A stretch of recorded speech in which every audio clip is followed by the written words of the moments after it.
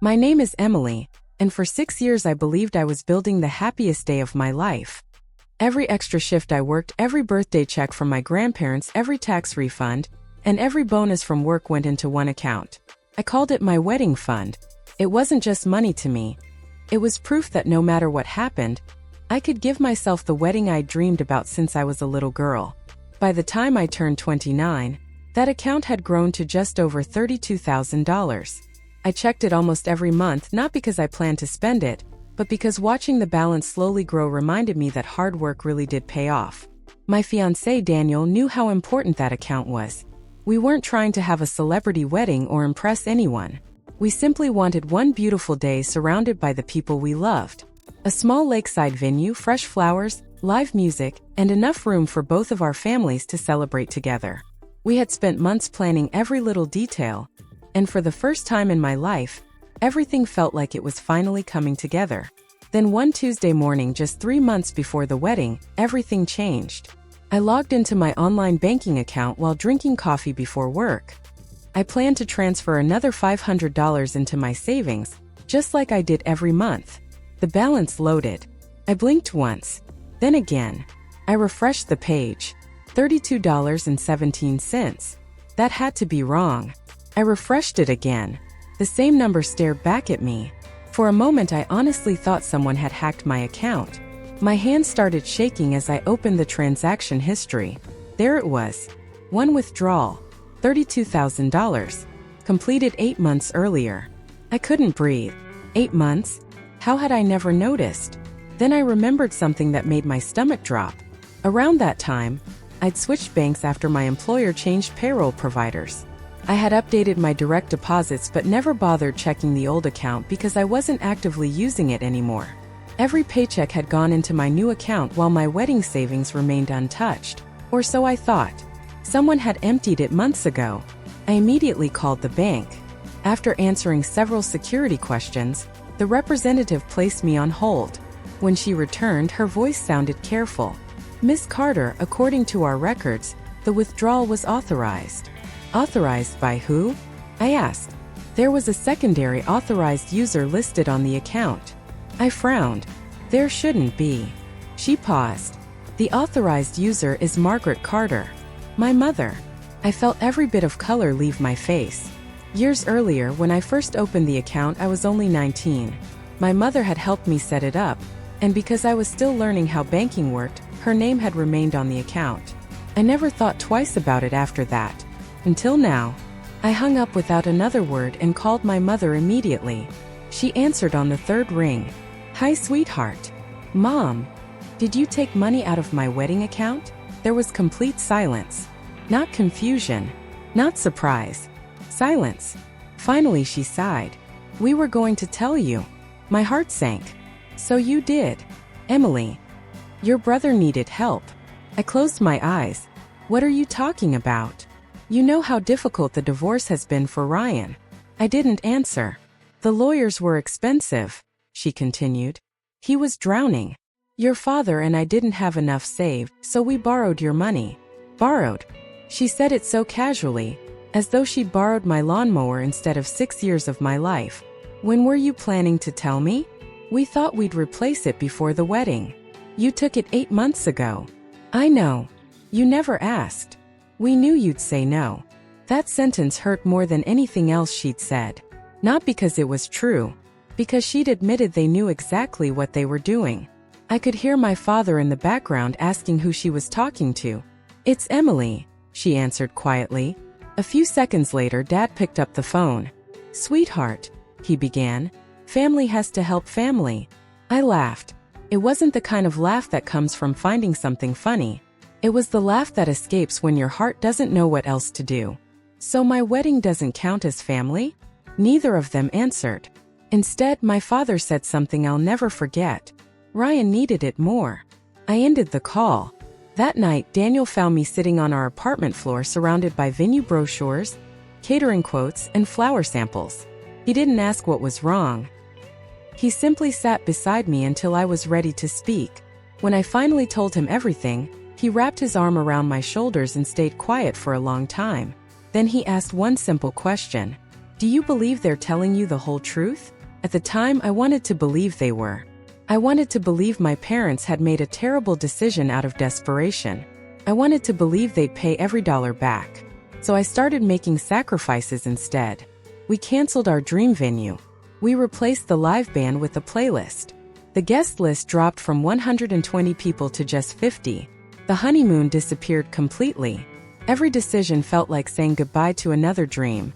My parents thanked me for being understanding. My brother never called, never apologized, never even mentioned the money. Looking back now, I realize none of them acted like people carrying guilt. They acted like people protecting a secret. And I was only days away from discovering just how big that secret really was. The following week, I threw myself into work because it was easier than thinking about everything I'd lost. Every spare moment was filled with overtime. Not because I wanted the extra money anymore, but because sitting alone with my thoughts felt unbearable. Daniel never complained. Every evening he'd ask if I wanted to talk. Every evening I'd tell him I was fine. I wasn't. I kept replaying that phone call in my head. Ryan needed it more. Those 4 words echoed louder every single day. It wasn't just about the money anymore. It was about realizing my parents had already decided whose future mattered more. Mine simply wasn't part of the conversation. A few days later, my mother called. "Emily, we're having dinner Sunday. You and Daniel should come." Her voice sounded almost cheerful, as if nothing had happened. I almost laughed. Instead, I agreed. Part of me hoped they were finally ready to apologize. Maybe they'd figured out a payment plan. Maybe they'd realized how badly they'd hurt me. I was wrong.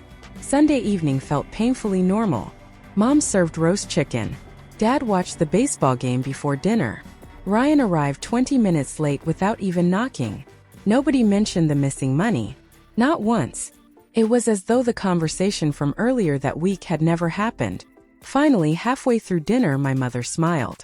"So, have you picked your wedding flowers yet?" I slowly put my fork down. We had to cancel the florist. The room went quiet. Dad cleared his throat. "Well, weddings don't need expensive flowers." I looked at him. "They also don't need their savings account emptied." Ryan sighed loudly. "Are we really doing this again?" I turned toward him. "You've been awfully quiet." He shrugged. "I didn't ask Mom and Dad to take your money." No.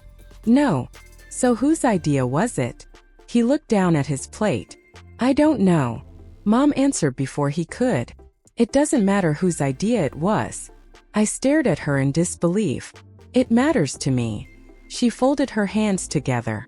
"Emily, families make sacrifices." I nodded slowly. "You're right." Everyone looked relieved. Then I continued. "So tell me, what exactly did Ryan sacrifice?" Nobody answered. Not one person. Ryan stood up first.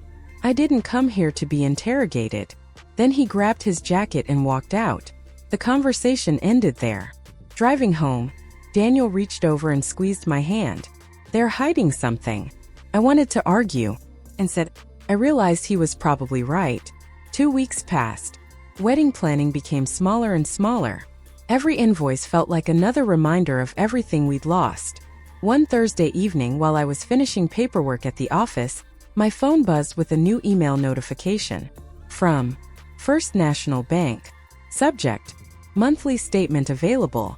I almost deleted it. It wasn't even addressed to me. Then I noticed something strange. The email had my mother's name, but my email address. She must have accidentally entered my email years earlier when setting up notifications. Curious, I opened the attached statement. At first, I didn't understand what I was looking at. Then I saw the account number. It matched the account my parents used for most of their savings. I wasn't trying to snoop. Honestly, I only meant to close it. But one transaction caught my attention. Outgoing transfer. $32,000. Date: exactly the same day my wedding account had been emptied. My heart started pounding. I kept reading. The payment description froze me in place. Lakeview Properties. Down payment received. I stared at the screen for what felt like forever. Lakeview Properties. That wasn't a law firm. That wasn't a divorce attorney. That wasn't even remotely connected to Ryan. I opened my browser. One search later. Everything became painfully clear. Lakeview Properties specialized in luxury vacation homes. My hands were shaking so badly I almost dropped my phone. I clicked another document attached to the email. There it was. An address. A beautiful 3-bedroom lake house with a private dock. Purchase price, nearly $600,000. Down payment, $32,000. Exactly the amount missing from my wedding fund. They hadn't taken my savings to save my brother. They had stolen my future. To buy themselves a vacation home. I sat there in complete silence. The office around me faded away.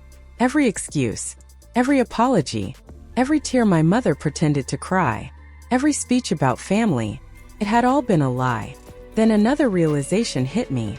If they'd lied about where the money went, what else were they hiding? I picked up my phone and called Daniel. The moment he answered, he knew something was wrong. I could barely get the words out. They never gave the money to Ryan. There was a long silence. Then he quietly asked, "What did they do with it?" I looked back at the bank statement on my screen. My voice cracked. They bought themselves a lake house. For several seconds, neither of us said a word.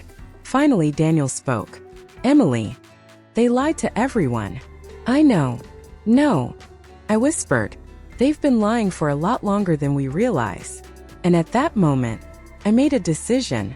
I wasn't going to let this end with another phone call. I wanted the truth. Every last piece of it.